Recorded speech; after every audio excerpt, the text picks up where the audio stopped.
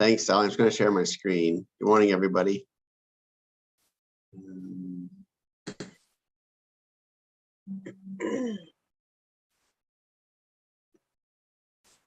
Everyone see that? Perfect. Okay. I'm just going to move some stuff here. Just give me one sec. So as George mentioned, we put together with George this foundational document, and I'll go through what a profile is. It did come out of one of the actions in the strategy, and in terms of as we go through it, in terms of the components of the profile, just think about, if you're an investor, what are some of the things that you need? What's some of the information that's helpful for you in terms of making a decision to locate or establish a business within Center Wellington? That's really what a profile is about. It's about giving you the most up-to-date information available. Oops. Okay, so we're going to go through a bunch of things with you folks. We'll do brief introductions, basically to our team. There's quite a few on your end, so we'll just stick with our end. We'll talk about, again, why we're here with the profile. I want to go through in detail what a profile is and what a profile isn't. We also want to talk a little bit about what an investor is. It helps if you understand who the audience of the profile is, just to understand what needs to be in the profile. We'll go through the components of your profile. We're not going to get into the weeds in terms of the actual stats and data, but we'll give you a brief overview of what's in it. Then we'll talk about next steps. So in terms of introductions, I'll introduce our team, and Kevin, I am going to flip it over to you for a really quick introduction. My name's Ian Duff. I'm here with McSweeney Associates. We've got a team of ECDEV professionals that really work on helping communities understand their potential from an ECDEV perspective, and putting in place some of the tools that they need to be more strategic, and to be able to achieve some of their opportunities and some of their goals with respect to economic development. Kevin, I'll flip it over to you because you and Erica actually did most of the work on the profile. So I'll flip it over to you to take some of the limelight here. Sure. So my name is Kevin McPhillips, and I'm the economic data researcher for McSweeney and Associates. My colleague that Ian mentioned is Erica Romba, and she does all of the data sort of beautification and the formatting for these documents. And so together we did the background research along with George and Kendra on his team, and really analyzed the data, presented it in a way that hopefully is understandable to investors and community residents, and really did all of the analysis that led to the final document. Thanks, Kevin. And I do want to acknowledge George and his team. This document that was put together didn't happen in a vacuum. It's definitely a collaborative effort. There's only so much that we can bring to the table in terms of putting a profile together, and it really relies on a lot of the local intel and local knowledge. So George and his team were great in terms of helping us understand, a lot of the characteristics up there that are on the ground that we didn't pick up on or couldn't find. And moving forward, George and his team will be the ones that will be, really updating and moving this document along. So George, I just want to say thanks to you and your team. You guys were fantastic to work with, and this thing wouldn't have happened without you folks. Okay, so why we're here to talk about your profile. And for those of you who flipped through it and looked at it, you may have went, holy crap, that's a lot of stuff. That's a lot of stats, a lot of data. There's a lot of stuff packed into this thing, and it's intentional. There is a lot of things in there. So what is a profile? Like, what did you look at? What was it? It's a fact-based document that's put together to highlight the characteristics of Center Wellington. It's not a marketing piece. It's not meant to be fluffy. It's meant to give you the hard facts and data. And the reason why you do that or put this together is because if an investor comes to you and asks you questions, they need to know certain things, whether it be about your population, what type of labor force you have, the expected wages they can pay, anything at all that would help them make a decision. You want to make sure that you've got that information at your fingertips. These things, this probably took about six-ish months to put together. And the reason why you want to put it together as well, it also helps you with your speed of response. If someone comes to you with a question, you've got the answers. You don't have to go looking. And a lot of times what some economic development professionals find themselves caught in is they may know some of the information, but they don't have it documented. So when someone comes to ask a question, it takes them a long time to find it because they don't already have it. Whether it means looking for, certain stats, certain pieces of community infrastructure. This is a document that allows you to have all that stuff at your fingertips. So if someone asks a question, you can quickly respond. It's really your foundational economic development piece. It's all that information, all the knowledge, all your stuff that you need that really gives you that insight knowledge within the community. And again, one of the things why it is designed the way that it is, it's so that someone can flip to a certain page and find the information that they're looking for right away. So it's not a marketing piece. It's not some, I don't want to use fluff piece, but it's not a piece that's built to attract people to the community. It's really a piece that's built to answer questions. And it's merely a snapshot in time. The profile continually changes and evolves as quickly as your community changes and evolves. So if you have more industrial land that comes online, if you have new community assets that you're developing, you need to make sure that you're continually adding that and subtracting it from the profile as well, because you don't want it to go out of date. You also don't want to give an investor the wrong information or outdated information. So it's really critical that this thing is a living document. And finally, it's not meant to be a marketing piece. I can't stress that enough. We get the odd question from our clients. Well, we don't like the population. We don't like the demographics. We don't like something about it. So we want to take it out. And what we try to say is you don't want to take it out because you want to be telling the truth. You want to be telling an investor, what's going on. The last thing you want to do is someone knock at your door and you sugarcoat a response and say, oh yeah, we're growing in leaps and bounds. This is a great place to start your business because the market's growing. When in reality, you're not. And then the business sets up and then realizes, oh crap, I should have done more homework because the data you gave me is wrong and actually my market's shrinking. And then they leave. Or they get excited to come to the community based on what you told them, then they do more research and realize it's wrong. So it's critical that this is a fact-based thing. It complements your marketing piece, but it's really about helping an investor make that locational decision. If there's information in the profile that you don't like, if there are things that you think, wow, I really don't like the way we're trending here, or I really don't like that we have no industrial land, well, then you fix it. Then you take the time to strategically work through a process to change that. But again, you want to make sure that this document tells the truth. That said, though, it is meant to be shared. There's a lot of great information in here that's very detailed. So you want to make sure that you do share this. Make sure it's available online. Make sure you have copies available to anyone that's interested in starting a business, any investor. And on that note, what is an investor? So who is this piece really targeted for? It's literally for anyone that's looking to invest in a business, start a business, expand their business. So that means it's someone from the outside, but it's also for people that live and operate businesses within Center Wellington. There's often people that are already in the community that don't know statistically what you guys look like, or they don't know what assets you have.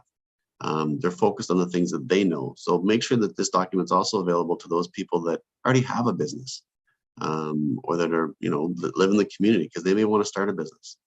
So again, it's not a marketing piece, but it is something that you want to make sure is out there so that people have the information available.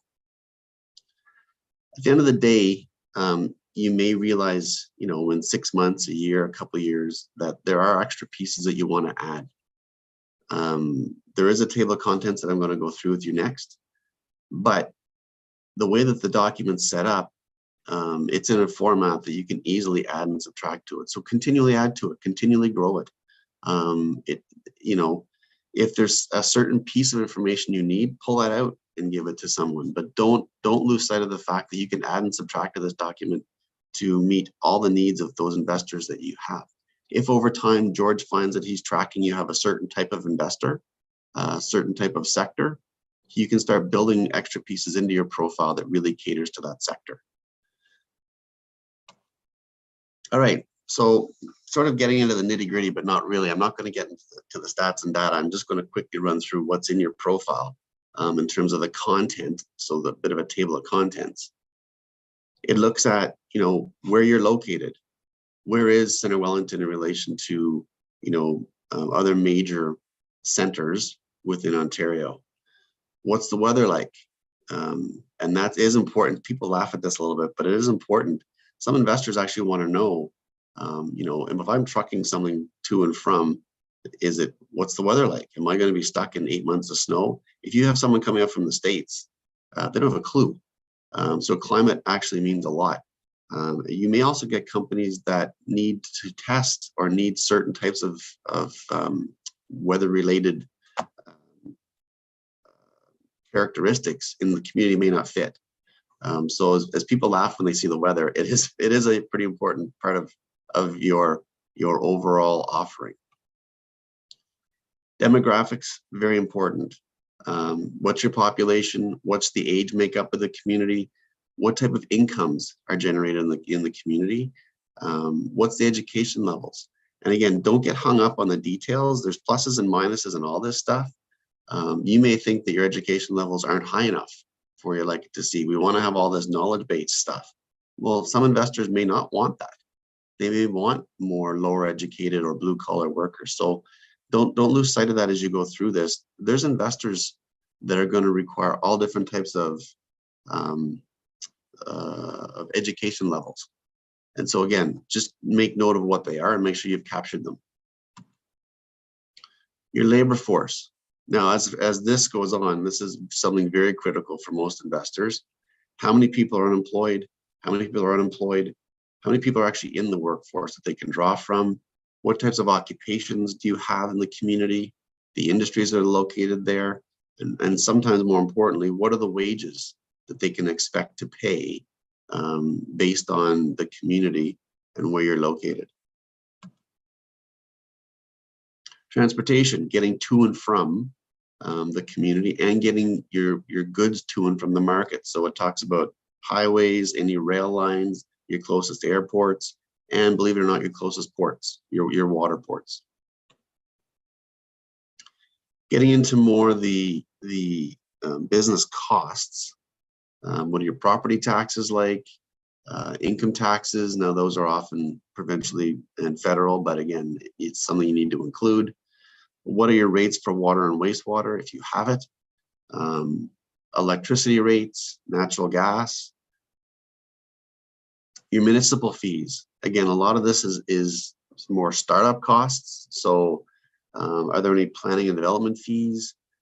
Any zoning change fees, any stuff like that? Building permit applications, all that kind of stuff. How much would it cost? So if someone comes in to do a tenant fit up, they want to have a good sense of, okay, this is how much my tenant fit up is going to cost. So this is how much roughly it's going to cost me in fees. Business support. So this one's a little tricky because it changes quite a bit. But you want to make sure that you're able to offer an investor, not necessarily all the information that's out there, but the stuff that you know about with respect to where they can get some sort of supports, whether it be at the national or the provincial level, or even if you have any local incentive programs. And education and training is a big one as well, where, you know, as you know, in Ontario, you can't incent dollar per dollar, so you can't actually give a business money to start up in the community, but often you can help with training education costs. So if there's some incentive there, you know, that really helps. And this is the one that's starting to get a lot more attention as people become a main attractor for businesses. It's about quality of life. What's your community like? And often that will drive, you know, the type of people that you have there. So do you have housing? Do you have affordable housing? Sorry, attainable housing? Do you have, you know, enough stock where if I start attracting people to the area to work in my business, they'll have somewhere to live? What type of services do you have? You know, this sort of gets into the heart of the conversation with the community. Do you have those things that the residents need to help support their lifestyle and to help support them living in Center Wellington? Do you have schools? You know, what type of recreation facilities do you have? And finally, the last one is communications. And that, you know, that's a toss up between should it be here or should it be with the utilities? But that's about your telecommunication and broadband providers. And again, that's something that often changes as new providers come into the area. So you really have to keep on top of that, because that's also vital to any new business coming into the community. And last but not least, literally incentives. Are there any incentive programs out there for any new business coming to the area, whether at the federal or the provincial level? And again, this is something that you do not control at the municipal level, but definitely you can point people in the right direction to get support. And it may not be you know, aligned completely with their business, but once you get them down that track and get them connected with support staff from some of these agencies, you'd be surprised that you know, there is money out there for a lot of new startups, and this is just getting them set to go in the right direction. So in terms of next steps, what do you do with this damn thing? You make sure it's available online. So we provided George and his team with a Word document. And the reason why we do that is so that George can update it as he sees fit. It's not very design heavy. So there's things he can add and subtract as he needs to, but he can also easily PDF it. And the PDF can be put online rather easily. So someone can grab it and make sure it's made available. It can be updated rather easily. We've used 2021 projections from a very reputable data company, but as you find that things are changing over time, you simply just go into that Word document and add and subtract and modify as you see fit. Make sure you add any new information. The biggest downfall we see with most communities is that we do their profile once and we hear from them in about 5 years and say, hey, can you guys update this for us? And then you realize that between the last 5 years, their information has been just completely outdated because the community has changed so much. Your stats and your data may not change quickly, but things in the community might. And you want to make sure that you stay on top of that. And the last part is, now that you've got the manifold data, there's other data tools that you can develop. Quick facts, labor profiles, sector profiles, all kinds of stuff. You've got data. You actually purchased a data license for a year. So there's other things that if you want to do something with it, you've got the data, which is very helpful. And that's everything. That's in a nutshell, that's what your profile is. That's why George and his team worked with us to put it together. And if you have any questions, we're more than happy to answer questions. Thanks, Ian. I'm very excited about this document. Do we have any questions? I think I saw Janet's hand. And then Bob. Yeah, good morning. Great presentation.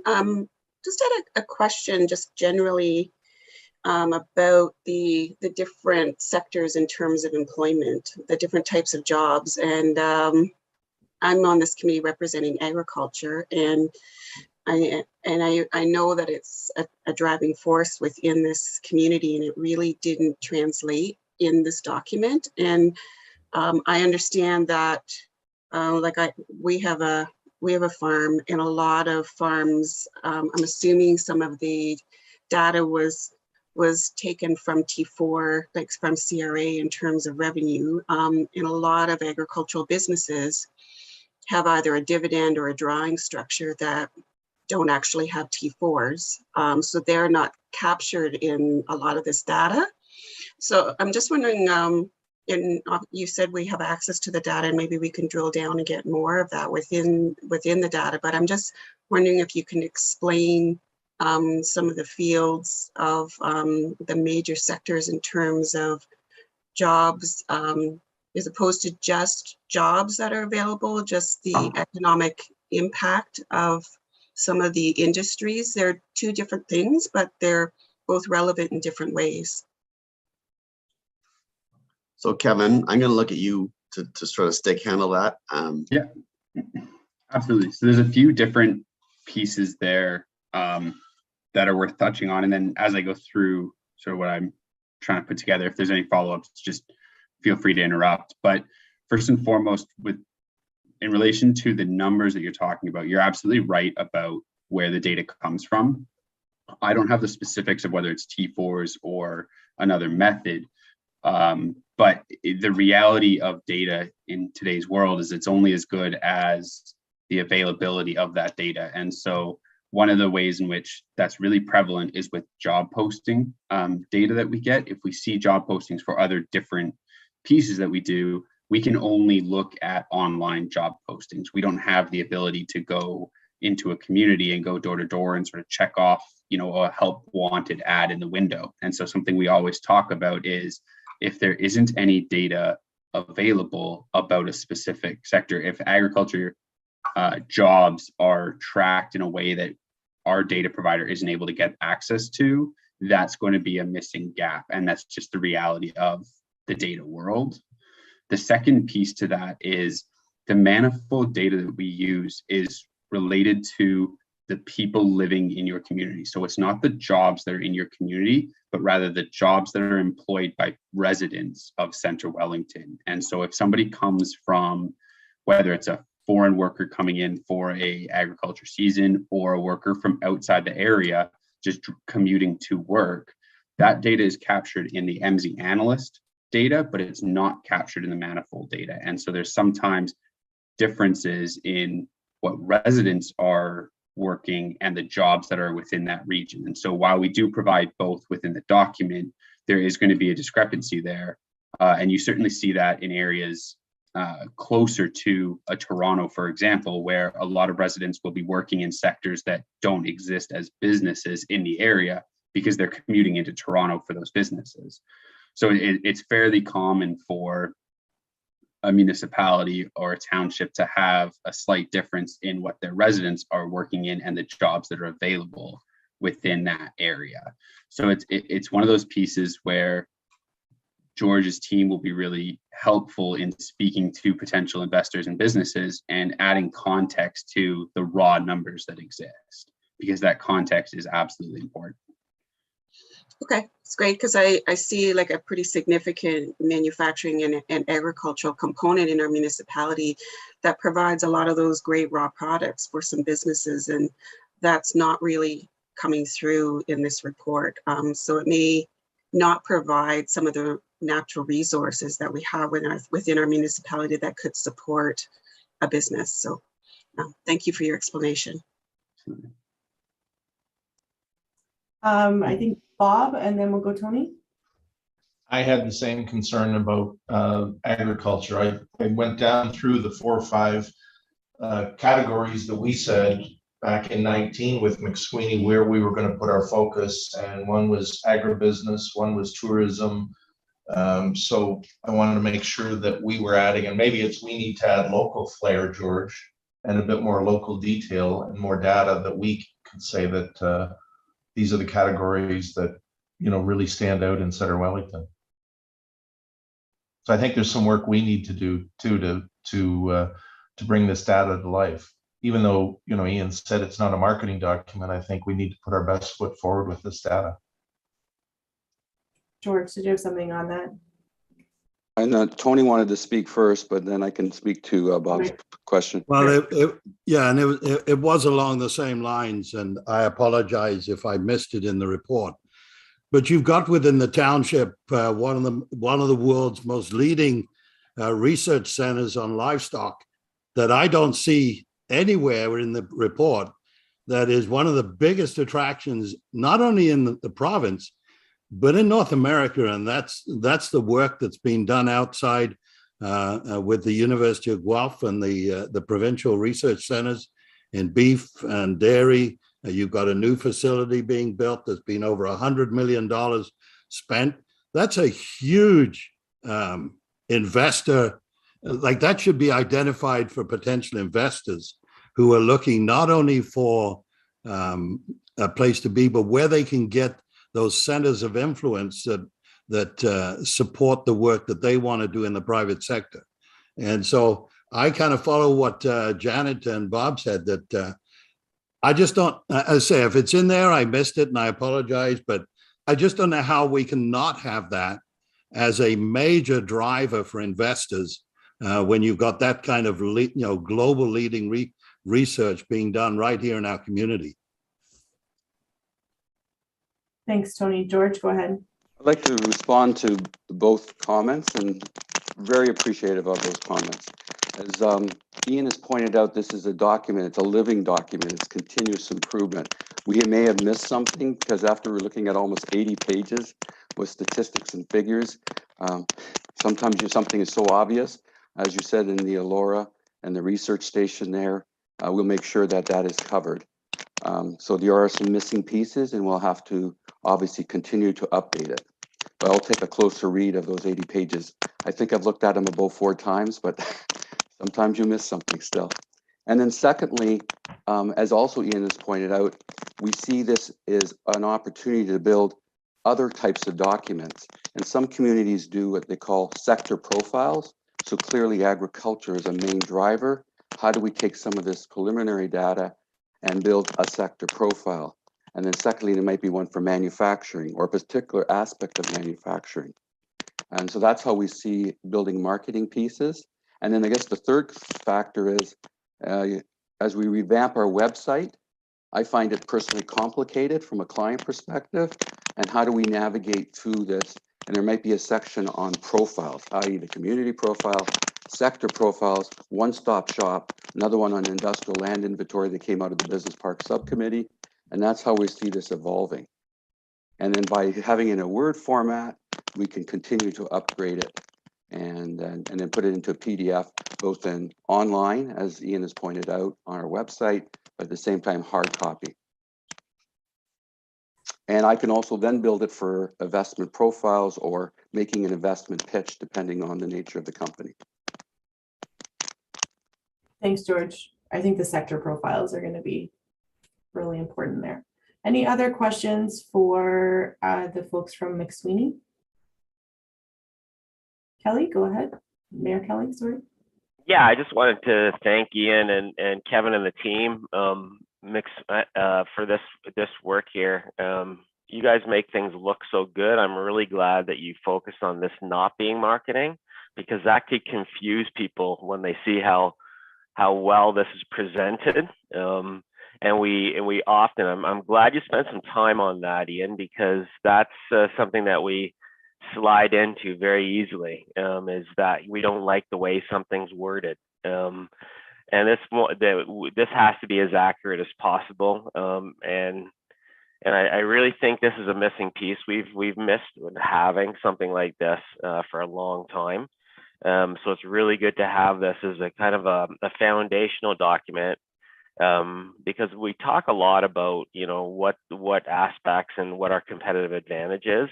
But for people that don't know anything about Center Wellington, we need to have this baseline document. So this is really, really good to have, and it definitely closes a gap that we've had for years, not having this information to provide to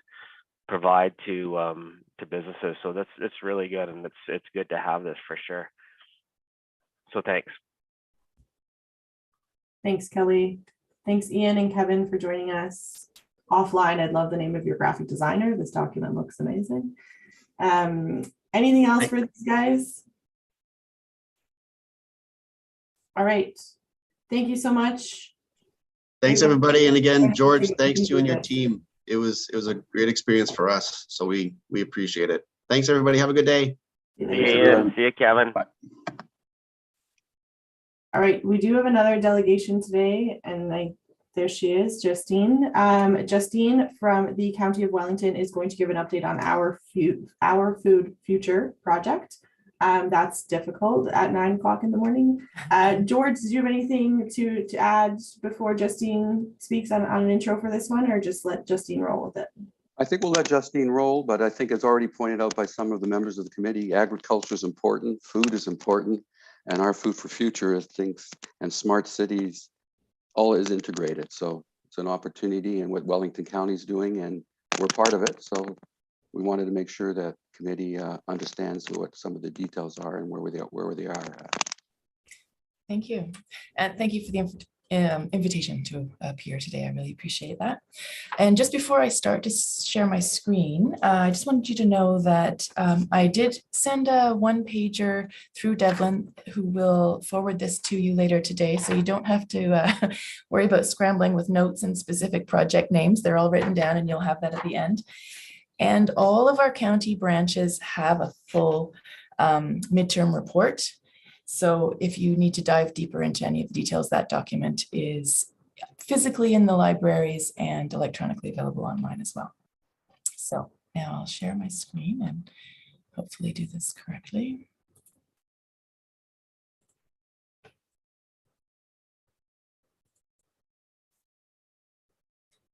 So I'm hoping you see the full-size screen now.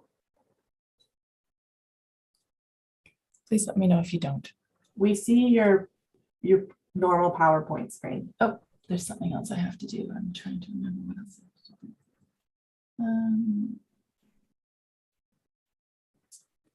Oh my goodness.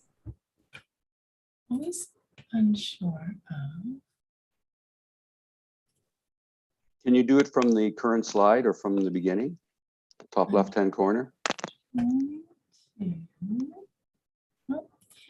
it's launching in the wrong screen, I think, for me. That's what I, sorry.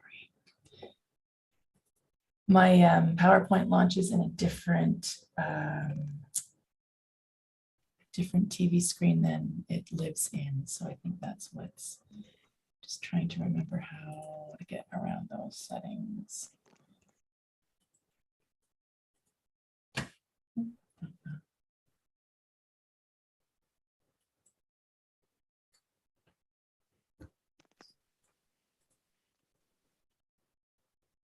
Okay, are you seeing it now?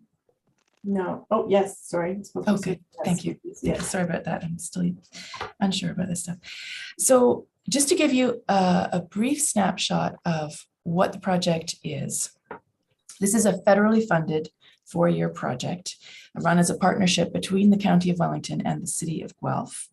The mission of the project is to create a circular food economy for our region. It launched in January 2020, so we're just over halfway through our funded time period.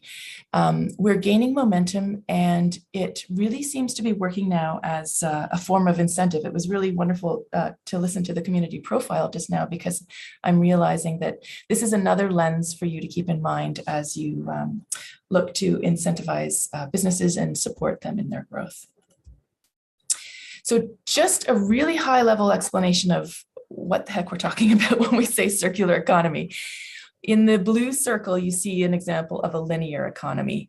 So this is where historically what we do is we use extractive resources. You know, we take it from the ground, from the trees, from the air, whatever. We extract those resources, we make it into things, and at the end, there's still a lot left over. We waste a lot in this chain of just grabbing from the planet and the people, making it into one thing, and then having things left over. So what we are trying to do is break that linear cycle at both ends. So in the white part of the screen, what you see is all of the curves and loops that we're bringing into the circularity. So the big green arc, yes, we're still recycling materials at the end of their life. The pale blue arc, we're learning how to remanufacture and refurbish things. The darker blue arc, we are reusing things, and in the purple arc below, we are using things for longer, we are intensifying their use, and we're dematerializing them. So we're breaking them down into their component parts and using those component parts differently at the end of it. And all of this requires a system change. Because of the way this is a triple bottom line success mechanism, we are aiming for prosperity, people, and planet. And you'll see this in the goals that we have set up, which is here. So to achieve a circular food economy, we're trying to build a food region where waste has been designed out of the system. And we've articulated success in 3 ways. In the orange circle, you see an increase in economic benefit by unlocking the value of waste. That is, when we have things left over at the end, there are unavoidable byproducts. Can we make something out of that instead of throwing it away? We also want to increase access to affordable and nutritious food in the dark purple circle. And that's all about supporting people. We want to make sure that we are not wasting food, that food is still being rescued and used while it's delicious and good to eat. In the blue circle, we want to incentivize 50 new circular food businesses. So businesses, collaborations, or social enterprises that have learned from us how to use these circular tools so that they are minimizing their waste and they're maximizing the value of their business process. And all of that adds up to learning how to change a system. And we're trying to capture that too, so it's usable for other people. So those are how we've articulated our goals, how we know we're finished. And we've already achieved 50 new circular food businesses, so we are moving beyond that now. So if you keep those colors in mind, the waste, the food access, and the business, that's how I'm going to break down the way that we've structured the project. And you don't need to know all the details, but I do want you to understand when to come to me and when to access further supports for the businesses that you're working with. So in the reducing waste goal, that is, how do we benefit the planet? One of the things we have running is called the Institutional, Industrial, and Commercial Food Waste Pilot, the ICI Food Waste Pilot. So this is a green bin for businesses, essentially.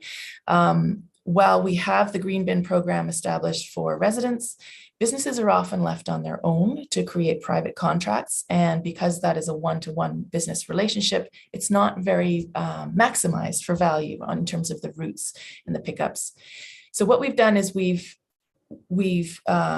subsidized these businesses to try to find a really maximized route, the most efficient way of planning pickups so that the business case is solid for these businesses moving forward.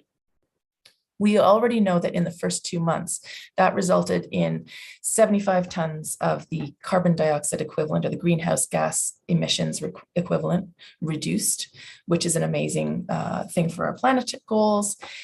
We also have layered in the people support access for this. So restaurants and grocers are using the Second Harvest food rescue app.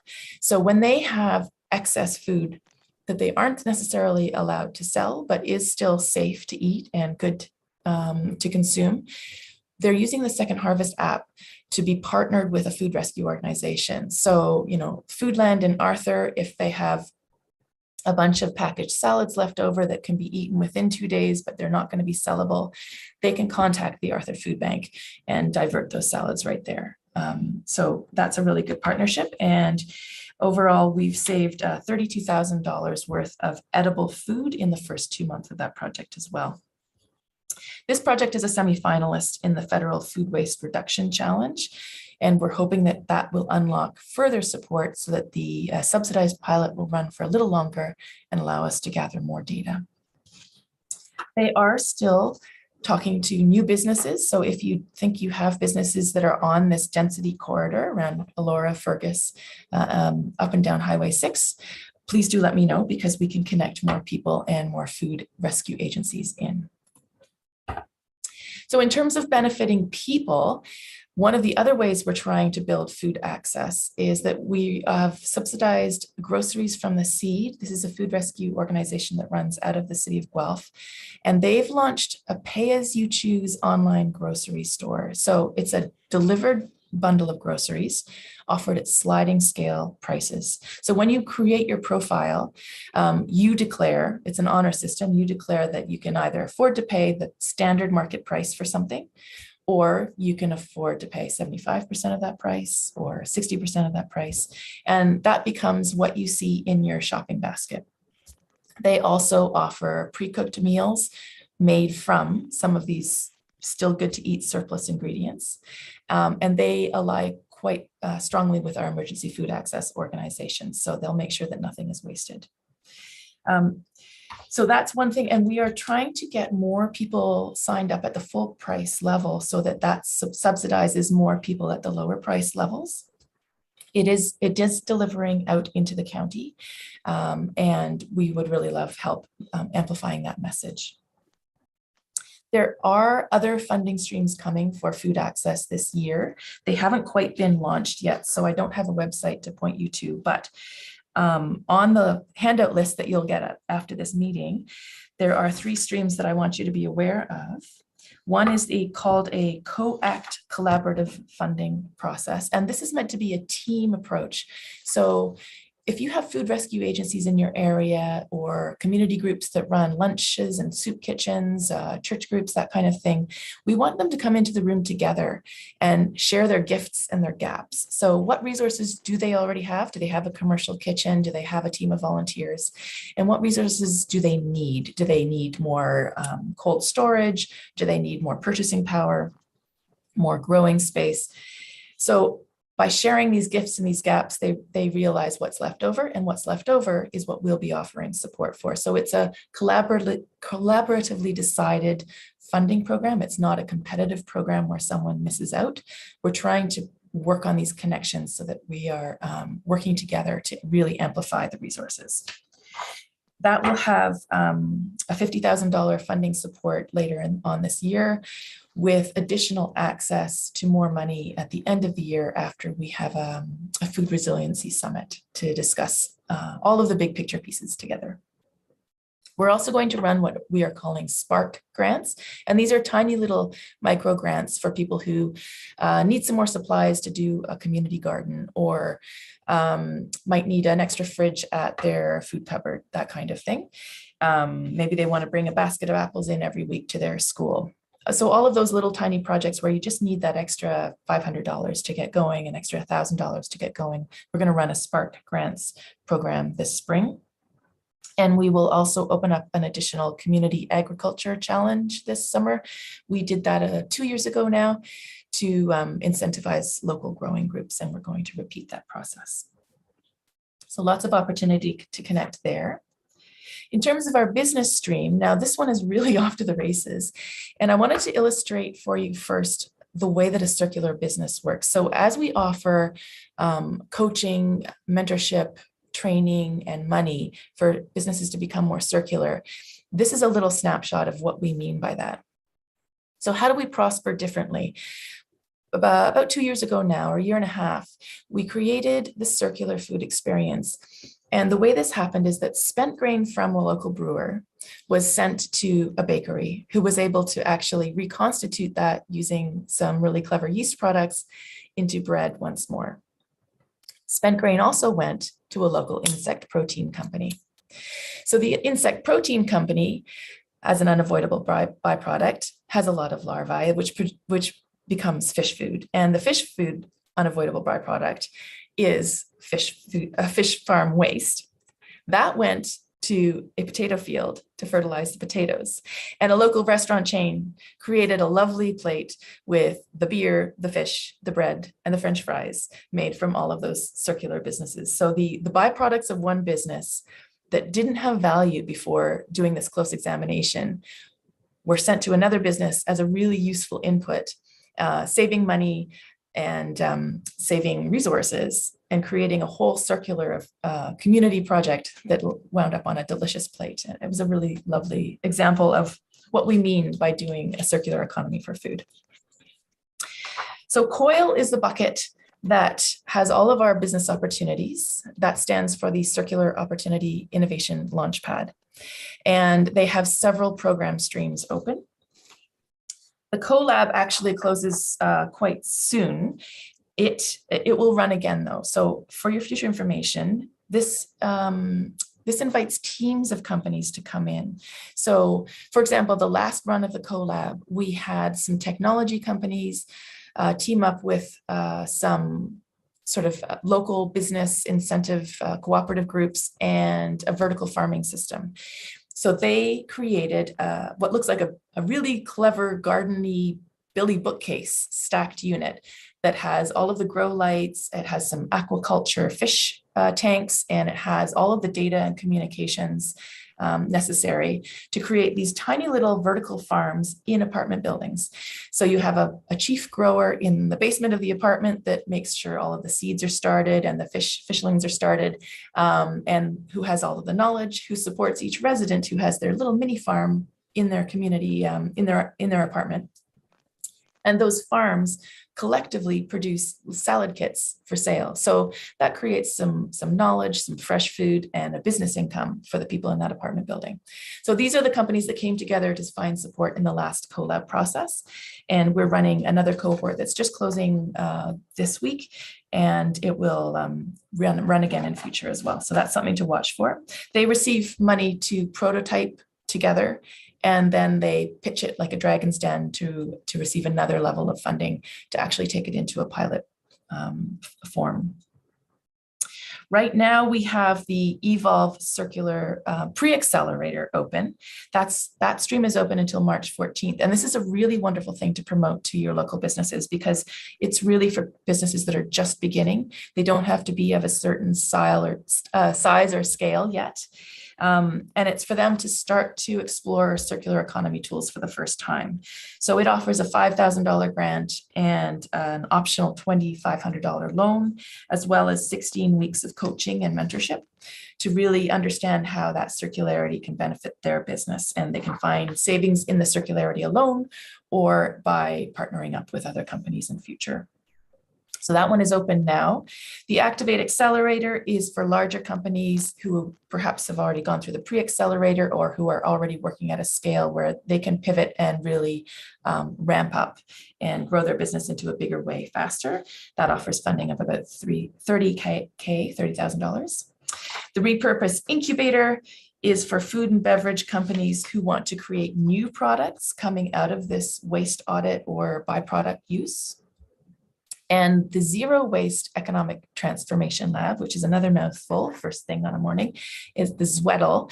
That's actually taking us beyond the food industries and into other sectors. So we are still looking at all of the connections that come from farms and food businesses, but now we also want to branch out into construction waste and business and renovation and construction waste. We're funded by one of the companies that does insurance reclamation. So as we rip damaged things out, what do we do with all of that material? How is it still possibly useful, and how can we make it not fill up our landfill sites? So lots and lots of things happening at COIL. All of the information is on that website, and I'm also happy to forward information and connections. So that's a picture of the Circular Future report that is available in our libraries and online. And I will stop sharing my screen now. The handout that I provided has my contacts and some of the links to our webpage information. That was a really quick run through of the kinds of things that we're working on and where you might want to connect some of your businesses and organizations to us. I'm happy to answer questions. I know it's quite a lot. There's a lot going on. That was great, Justine. It was really thorough of the different areas that you guys are in. Any questions for Justine on anything that she just chatted about? Mayor Kelly, go ahead. Yeah, thanks Justine for coming and talking to us today. Really, when you provided this update at the County Economic Development Committee, really thought it was something that locally we should be aware of. We talk about it, and I talk about it from time to time, but you did a much better job than I've done explaining what it actually is. So if anybody has any thoughts about businesses who might want to tap into this, they're not really sure, but they have to have the conversation, they can contact you, right, Justine? Absolutely. Thank you. Perfect. Thanks for that. Christelle? Yeah, thanks for that, Justine. I just want to mention too that the Business Center is one of the main doors that helps deliver on that program. And so Tony, who's in the room right now, is doing an amazing job working with a couple businesses in the community that are seeing some great results because of this investment. So thank you for that. And like I said, Tony's rocking it. So we're having fun working with these businesses. Thanks. Thank you. Neil?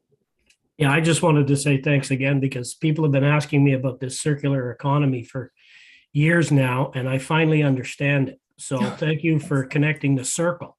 And now I can explain it to people and send them your way. I think it's a great initiative, and now I understand why it works. And sorry, George, I think I skipped you. That's all right. Sorry, that's all right. I was just thinking down the road as well, not just from the business model is fascinating, is we might have to think more holistically from a planning perspective as well. Because I think you mentioned something about an apartment lab on Coyle, and I'm not sure what would be permitted under the zoning bylaw.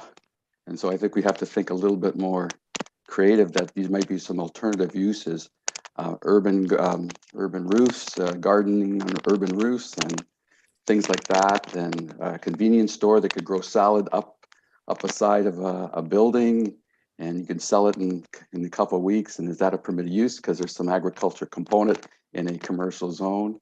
So I think we have to think a little differently there down the road. Thank you for bringing that up. Yeah, I'm really starting to see the circular economy as a way of planning sustainability. It's a lovely lens to sort of evaluate whether we're going to continue to thrive under the models that we're building. So you're absolutely right.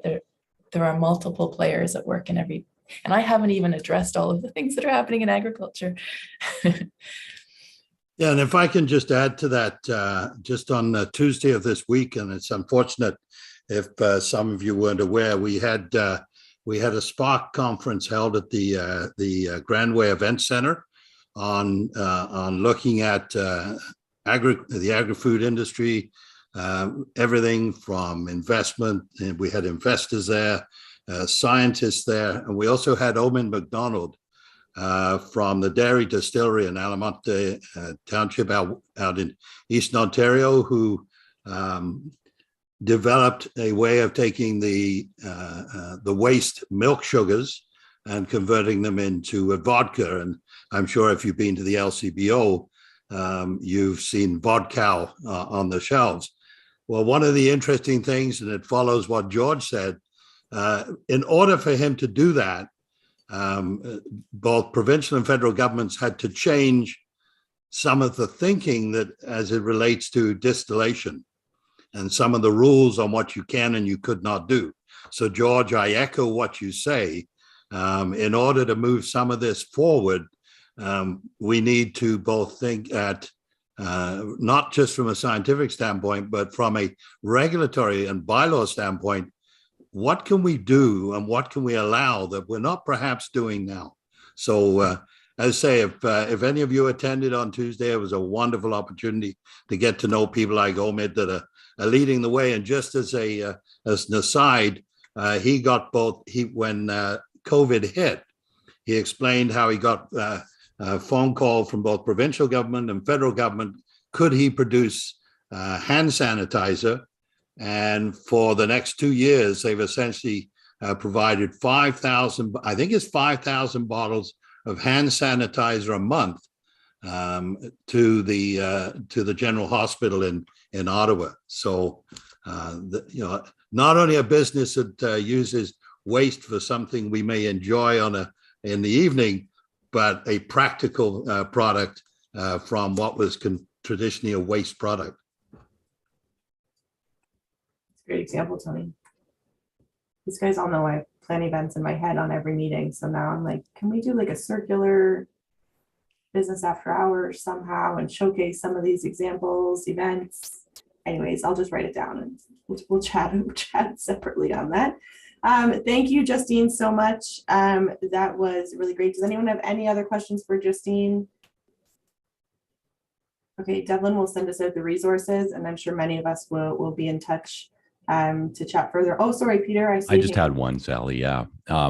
Justine, what caught me there was that Neil, as our deputy mayor, had a hard time understanding what the circular economy was. And, I'm not sure how we can do this, but putting sort of my marketing hat on, what are the talking points that we can pull out that bring this topic into a very simple, understandable, 15 to 30-second conversation that people on this committee or people who are promoting, out there and talking about this can say. And I think that might be something to look at as far as trying to, give this whole thing a simple outlook so that anyone can talk on this topic and show the importance of it in essentially an elevator pitch. Thank you. That's an excellent point. We do have plans to do some of those snapshots. We're a little behind in being able to communicate that really, really well, but we do have it on our marketing list now. Thank you. Awesome. Thanks, Peter. Anything else for Justine? Going once, going twice. All right. Thank you again so much. That was really helpful. I look forward to the one pager and connecting with you. All right.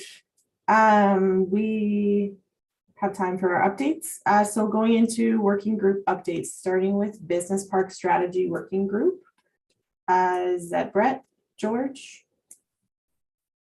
Sure, I can deliver that one. Just we haven't met recently, but in the last little while, we've talked about the agreement of purchase and sale and getting the business park ready for marketing. So I'm happy to report. We had the assistance of Don and Bob and a couple of other members attended the council meeting most recently where we had the agreement of purchase and sale that we're going to use going forward in the business park endorsed by council. And the EA for the business park, the extension of Dixon Drive and all the servicing, the EA is completed. So now we're into detailed design. So Triton Engineering are doing the detailed design for the business park.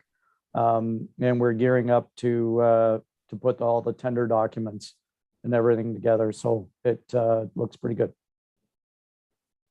Thanks, Brett. It's so important that that agreement be pushed through council, and so good work to everyone who pushed that through. Any questions for Brett on business park? Anything to add? All right. Economic recovery working group update. I'll take that one. So we did meet in March. Sorry, struggled to remember what month it was there for a second.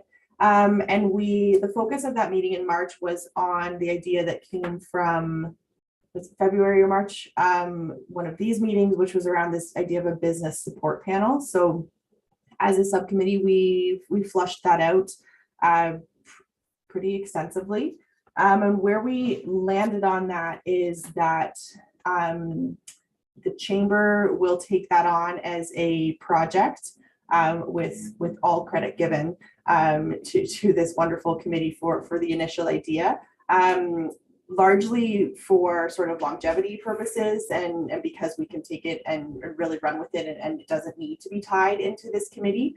But that said, I will be reaching out to many of you from the committee for some help with that. So if you weren't on the initial idea call or on that subcommittee, what we're talking about here is this local business support panel, which is coming from a place of a lot of what we're hearing from businesses is, do you need help? Yes. What do you need help with? Well, I'm not really sure. So what we're taking from that is that one-on-one support is going to be so important as we focus on the long haul that is recovery from the pandemic for businesses.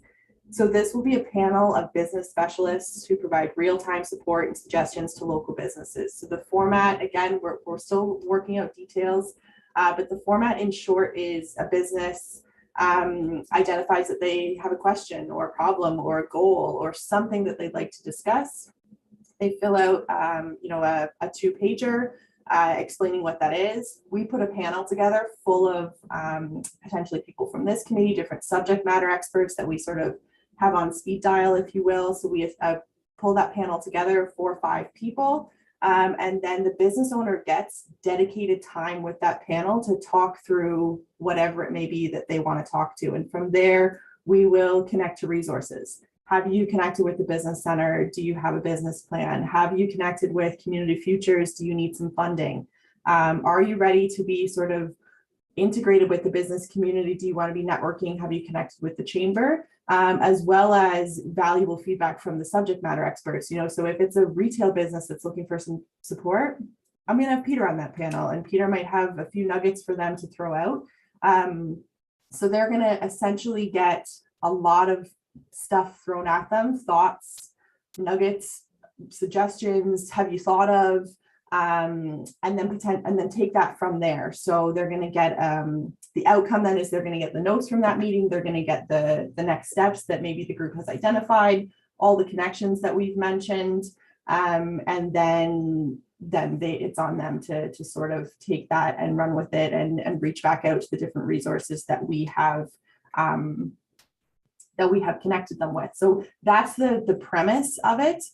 So again, we're gonna take it and run with it, and build the structure of that out, and working on the forms that they would be filling out, looking for simple, but we need as much information as possible, but it needs to be quick. We don't want it to be that they tell me today they'd like to be in front of the panel and they get in front of the panel in November. Like, we want it to be fast moving and get them that support that's genuinely going to help them with whatever it is that they're tackling. And again, it could be a problem, it could be growth, it could be thinking about buying instead of renting, lots of different areas there. That all said, based on capacity of the people I know I'm going to ask to help with this, the suggestion has come up that perhaps this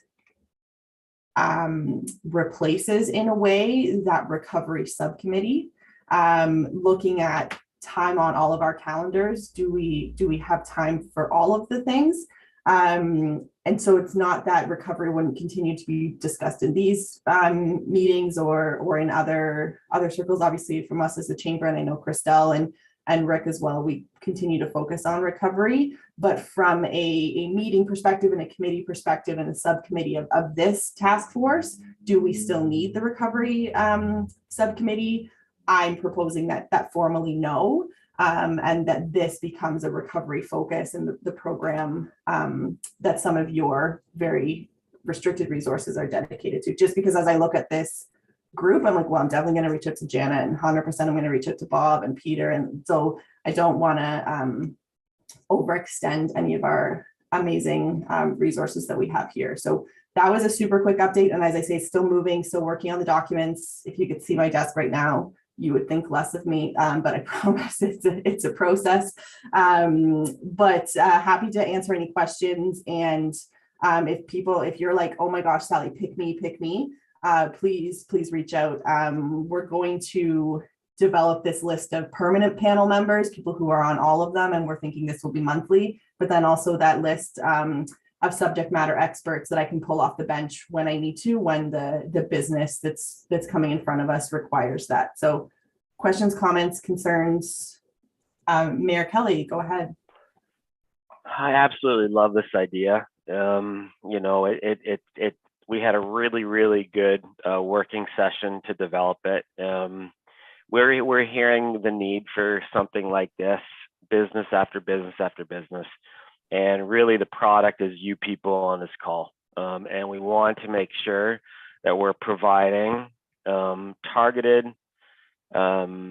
advice and practical next steps for these businesses, because that's what they're asking us for time and time again.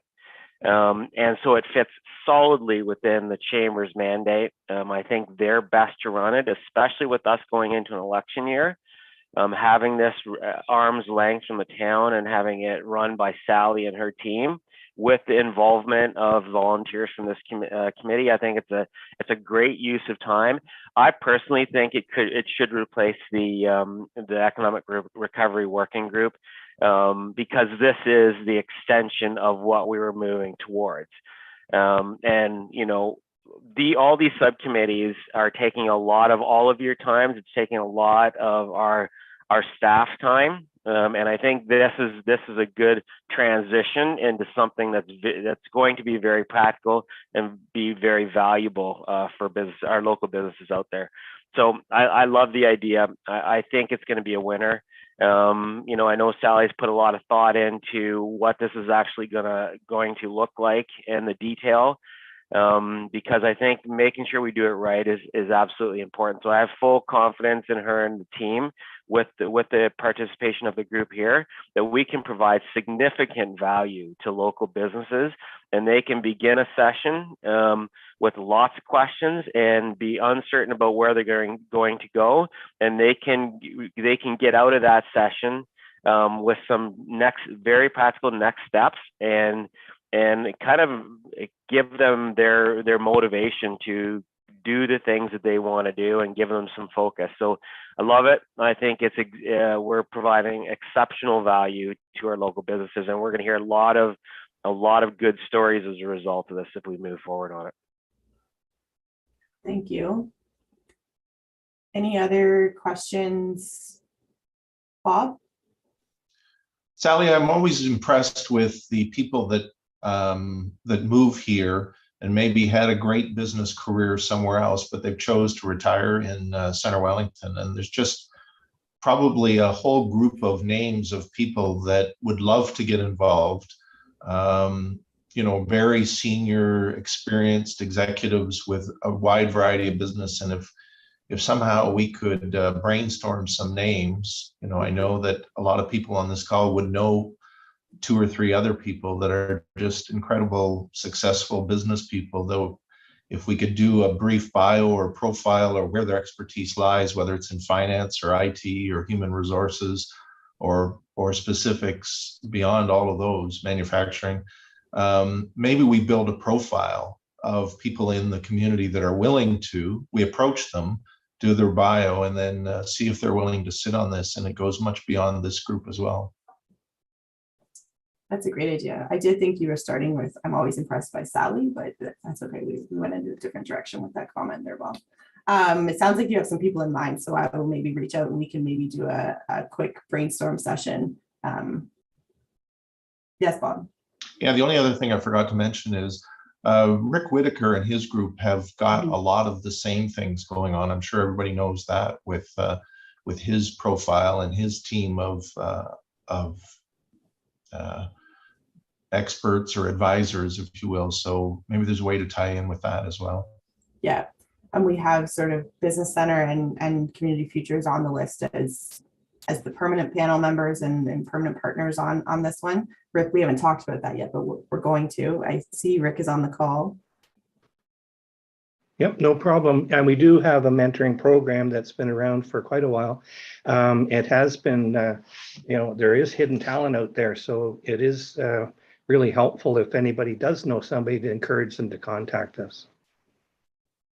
And certainly the hope with the panel is that we could, if we can get them for half an hour, and then we can direct them to things like the ongoing mentoring program, like Christelle's program, like the other resources, we become a pipeline for some of those things. So not intending to double do, just looking to widen the scope for all of us, I think. So many of you will hear from me over the next few weeks for follow-up on this, and we'll bribe you with coffees for your thoughts. We are planning for April. We are hoping to do like a bit of a trial run. Again, one last meeting with that subcommittee and test what we've talked about and run through something. And that is still in the works. And you guys will hear from me on that. So any other questions before we move on? I took up a little bit of extra time there. Okay. Quick update on the agriculture zoning working group, if there is one. Janet, did you want to take that? Sally, sure. Before we go there, sorry to interrupt. Can we close the loop on the group's feeling on whether we should roll up the economic recovery working group into this? Now that we have everybody here, I'd like us to close the loop on that if we can. Yeah, absolutely. Sorry about that. Thoughts? We're okay with this rolling in, this big subcommittee rolling into this, and the subcommittee then technically for the purpose of this task force ceasing to exist? Do we need rookie question. Do we need a motion on something like that, or do we just do it? Well, why don't we get a motion just to be safe? I know That's a Carrie, great I idea. know Carrie, our clerk, is here and she loves motions. It's really up to you. It's not necessary. I think if you, what I'm hearing is I think you're just wanting to, you've established this working group, you're just going to dissolve it or park it temporarily, whatever. You just kind of need consensus to do something like that. Okay. Carrie's like, when is Dawn coming back from vacation? Let's do a motion then, just to be safe, and then formally we've had consensus on dissolving the recovery working group. Again, not that recovery is not the priority. Does someone want to make it? I don't know if I can. I'll make the motion that we dissolve the subcommittee working group, knowing full well that it's now in the hands of the Chamber of Commerce. Thank you, Neil. And Peter, was that a second? Yeah. Awesome. Anyone opposed?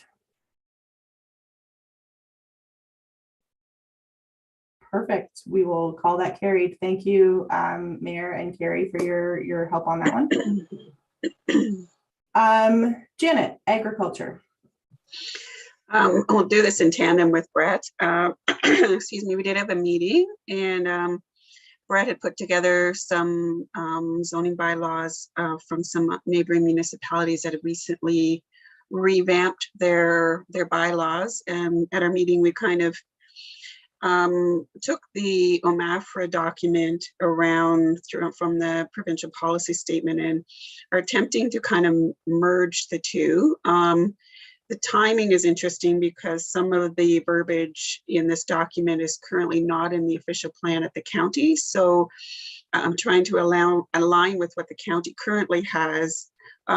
Generally would be how we would move forward, but the county in their policy review are also updating a lot of the terminology to match this same document. So we're trying to be preemptive and use the newer terminology that does allow more on-farm diversified use. The comment Tony made earlier, I mean, we're trying to be as broad as possible to be able to allow additional businesses and entrepreneurship in the agricultural setting. And like a lot of municipalities, where I struggle from an agricultural perspective are those agricultural parcels that are small, that really do not have agriculture as their prime use, but are zoned agriculture. What do we do with those? So we're kind of looking at a lot of different scenarios. We're also looking at housing and looking at allowing within the planning provisions some flexibility in housing in the rural setting, recognizing, I know in our business we're finding it harder and harder to find workers, and when we see what's happening globally and tying it in with the attainable housing strategy, if we have temporary foreign workers or workers that we need on our farms, and whether it's an individual or a family, that we have some flexibility in secondary housing to be able to house those people on our farms from a transportation perspective, attainable housing, jobs. It all kind of blends together. So that was a second crack at it. Brett did a great job of creating the document, and then I totally picked it apart. So I started the meeting by apologizing, but it was a good think tank meeting that we kind of were able to pull lots of different ideas together. So we're doing some more work on, and then we're going to meet again the end of the month. Brett, did you have anything to add? No, not really. Just I think in principle we have a government document that OMAFRA prepared in 2016 that talks about on-farm diversified uses. And so that's what our discussion at the last meeting that Jan alluded to, that's the document that we should use to guide our draft zoning bylaws. So that's what we're doing. Any questions? Okay, that's it for me, Sally. Thanks. Thank you. Okay, on to some info items. We've got not as much time, but I think George and I knew when we reviewed the agenda that we were going to be tight here with the two delegations. Mayor Linton, any update from the county ECDEV? I'll help you with your timing. I have no updates. My update was bringing Justine here to talk about food, the circular food economy. So that's really all that overlaps with this committee. Awesome. Thank you so much for buying us some time and bringing us Justine. George, your economic development update. Very quickly then, Sally, as Brett spoke to the first item on the report, increasing the council, sorry, let me start again. We brought forth the agreement of purchase and sale on March 28th, and it was approved by council. I would add one point to it, that a pricing schedule is required to be approved by council annually, and we will outline the minimum sale price per acre before the CAO, Chief Administrative Officer, signs off. So that's just an addendum to Brett's comments. We've already set up the industrial land inventory, ready to put it on the website. But before I do that, I'm also looking at the website. Right now, when you press doing business and you press invest in CW, you have 7 drop-down boxes and there's some confusion there. So I'm working with our GIS specialist and our communications officer, how we can disentangle it and put information properly. A good example is the community profile, which we just had a discussion. It has 2 links in 2 different sections of the website when we eventually put it on the website. So we need to straighten it out, need to put our industrial inventory, commercial inventory in a very simple way where a client can actually press the button and not have to go through 4, 5, 6 links. So I'm working on that simultaneously. I will bring forth in May my marketing and communications plan, outlining sort of the approach, target audiences, and initiatives that I'm undertaking to align with the strategy. And lastly, with our subcommittee, the Business Park Subcommittee, we talked about CIP priority sites. We're still evolving with them before moving and taking a report to the Economic Development Task Force for endorsation and moving on to council. And even though I got 29 industrial land inquiries, right, as indicated in the report, I have 2 more that came in yesterday, so I'm now up to 31. And one in particular has come in on a regular basis, a very, very important one, so I'm working on that one as well.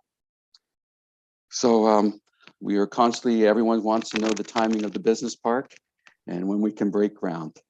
So I'm trying to maneuver that as well. Thanks, George. Lots of stuff there. Great update. Any questions for George on any of those things? Perfect. Healthy Growth Advisory Committee update. Is there one, and who is giving it? I could take that one on in Thanks, Don's Brett. absence. I guess he would normally be the one that delivers that as the rep.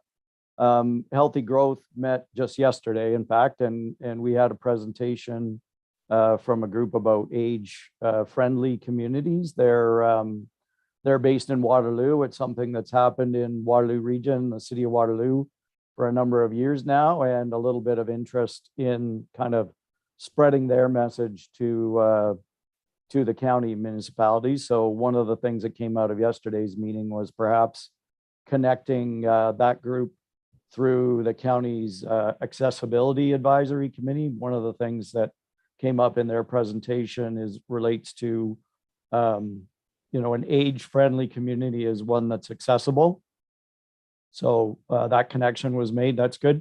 Otherwise, in that group, there's 2 subcommittees, one that's looking at financial incentives and another that's looking at updating the zoning bylaw. So we're hopeful that the zoning bylaw updates that we're looking at here for agriculture and the updates that the Healthy Growth Committee are looking at can be aligned, and we can bring them to council in the near future, both at the same time. Awesome. Any questions for Brett? Bob, go ahead. Yeah, I know it's early, Brett, but I was excited to see that the federal government has put a big part of their budget towards attainable housing and hopefully money specifically for municipalities to speed the speed the thing up. So I'm confident that the amount of work, the legwork that's been done by your group and this committee is that we're going to be ready to jump on that. And once we hear more details about how they're spending. Thanks, Bob. Anything else on healthy growth? All right, I feel bad now because I rushed the mayor and George, and now we've got all this extra time here at the end. Anything else from anyone on the call? If not, I will let you guys know the next meeting is May 5th. Actually, we're in person in May. Is that correct? I think Devlin sent a note out about that. Yep, in person in May. The location is at the where we usually do these meetings. Is it at the library for Elor Library? Yeah, Elor Library. We'll have to get back to you on location. Yeah. We'll try and do it in the municipal office, and we're still working on logistics. So we will be in touch before May 5th as to how we're going to roll that out. Perfect. Carrie, since we have you, and we have extra time because the mayor didn't speak. I have had several committee members from other committees that I'm on as well ask about the possibility of doing hybrid. And I told most of them that would be a while down the road. Am I right in that? Because we have to research that technology to give us the capability, and it's all related around security. Well, we actually have a staff meeting, I think later this week or next week to talk about that. The hybrid is something that we currently are struggling with from a technology point of view, and so we are looking into it. We realize the advantages of having that. It would need a procedural bylaw amendment, so we're working on it, but technology is our main drawback right now. But we will try and accommodate this committee and other committees wherever we can, whenever we can. Okay. All right. Great. Thanks, Carrie. Thanks, Neil. Janet? Just a quick comment, just a tidbit that I've heard this week that I thought this committee would find really interesting. So Grand River Robotics is a company in Fergus that's just moving to a new site in the industrial park. They're building there. There's a dealer that was down towards Woodstock that closed shop, and Harry has taken in those customers. And Grand River Robotics, that is a Lely dealer that does robotic milking, feeding, manure handling systems, is now the largest Lely dealer in North America, and they're in Fergus. So I thought that was just really interesting from an economic development perspective. And I know that Jeremy at ICS Computers does a lot of their computer setup work, and they use a lot of local industries as a foundation for some of the work that they do. So thought that was just wanted to share that. And Janet, I think that's an example of a business that took advantage of the Dairy Research Center that we have in Center Wellington, and one of the reasons that the location is so important. That's really cool. I want to find a way to highlight that. All right, if there is nothing else, then we will adjourn at 9:56. I guess we can call it 10 o'clock, guys, but everyone let Dawn know 4 minutes early. Thanks, everyone. I'll talk to you all Thanks, soon. Sally. Thanks, everybody. All the best.